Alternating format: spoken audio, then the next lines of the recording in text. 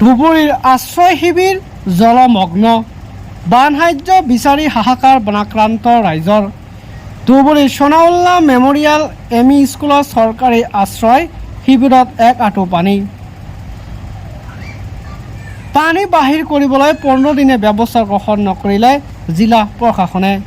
এই অভিযোগ বানাক্ৰান্ত ৰাইজৰ।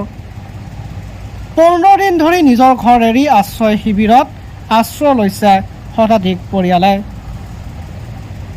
ধুবুৰী নিউঘাটস্থিত সোনাউল্লা মেমৰিয়েল এম.ই. স্কুলৰ চৰকাৰী শিবিৰত বান সাহায্য বিচাৰি বানাক্ৰান্ত ৰাইজৰ হাহাকাৰ পৰিস্থিতি।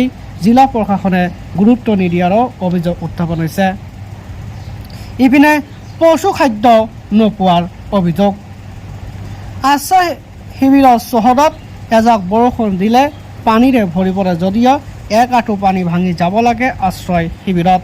বাৰংবাৰ বিভাগীয় কৰ্তৃপক্ষক জনোৱাৰ পাছতো কোনো ধৰণৰ গুৰুত্ব নিদিয়াৰো অভিযোগ স্কুল কৰ্তৃপক্ষৰ।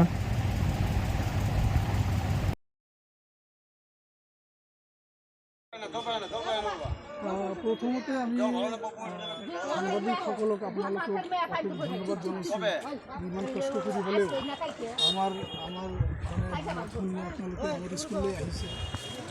আমি এই সোনাউল্লা মেমৰিয়েল এম.ই. স্কুলৰ SMCৰ সভাপতি হওঁ। তো আমাৰ যিখিনি অসুবিধা, আমাৰ যিটো এই ৰিলিফ কেম্প যিটো আমি কওঁ, যিটো আমাৰ বন্যাত্মসকল কেম্প কৰি আছে, এই বন্যাত্মসকলে যিমানখিনি ত্ৰাণ পাব লাগিছিলে সেইখিনি কিন্তু আচলতে পোৱা নাই। 15 দিনৰ পৰা এই বন্যাত্মসকল ইয়াত আছে, মাত্ৰ 2 দিনহে ত্ৰাণ পাইছে। এই 2 দিনৰ যিখিনি পালে মাথাভৰ্তি 400 গ্ৰামকৈ, পাৰ হেড 400 গ্ৰামকৈ ৰিলিফ পালে। এইখিনিতে এই মানুহসকলক কিমান দিন চলিব পাৰি বা কিমান দিন যাব, এইখিনি আমি আপোনালোকৰ জৰিয়তে আমাৰ এই স্কুলত যেতিয়াই বৰষুণ হয়, বৰষুণ হ'লেই আমাৰ ইয়াত আমাৰ এই ফিল্ডখন ডাউন হোৱাৰ কাৰণে বৰষুণ হোৱাৰ লগে লগেই পানী জমা হৈ থাকে। তো বিগত 15 দিন 20 দিনৰ নিচিনা হ'ব যে পানী জমা হৈ আছে। আমাৰ এই বন্যাত্মসকলেও খুব কষ্ট কৰিবলগীয়া হৈছে, যিহেতু আমাৰ দুটা স্কুলৰ ভিতৰত এটা স্কুলত বাথৰুম লেট্ৰিন আছে আৰু এটা স্কুলত নাই। যিটো স্কুলত নাই সেই স্কুলৰ মানুহ পুৱাতে পুৱাৰ হাৰ পাবলৈ আমাৰ এই পানী ভাঙি, এই কমৰ পানী, আঁঠু পানী ভাঙি এই বাথৰুম লেট্ৰিন কৰিব যাব লগা হয়। ইমানখিনি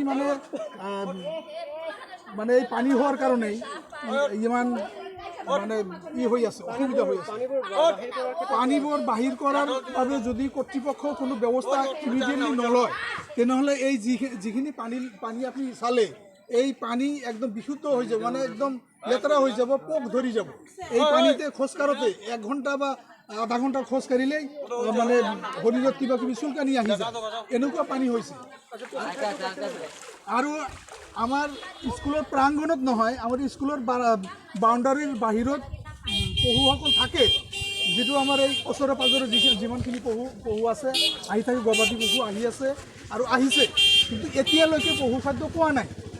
এতিয়ালৈকে আমি 1 বস্তা বা 1 কেজিও আমি পশু খাদ্য পোৱা নাই। পশুবিলাক একদম অনাহাৰে অৰ্ধাহাৰে কটাই আছে। যিমানখিনি গৰাকীয়ে ঘাঁহ বন আনিব পাৰিছে সেইখিনিয়ে জীয়াই আছে। আৰু লগতে আমাৰ যিটো কেঁচুৱাসকল যিটো আছে, আমাৰ শিবিৰত যিটো কেঁচুৱাসকল আছে, কেঁচুৱাসকলে অলপ হ'লেও এই চেৰেলেক, হৰলিক্স এইবিলাক অলপ হ'লেও পাইছে। পানী আমি পৰ্যাপ্ত পৰিমাণে পাইছোঁ, কিন্তু পানী পালে কি হ'ব? আমাৰ যিটো খোৱা বস্তু সেইটো আমি পৰ্যাপ্ত পৰিমাণে পোৱা নাই, যাৰ কাৰণে আমাৰ এই কেম্পৰ, আমাৰ এই স্কুলৰ শিবিৰৰ মানুহবিলাকে অনাহাৰে অৰ্ধাহাৰে দিন কটাই আছে এতিয়ালৈকে। 15 দিনৰ ভিতৰত মাত্ৰ 2বাৰহে আমি পাইছোঁ।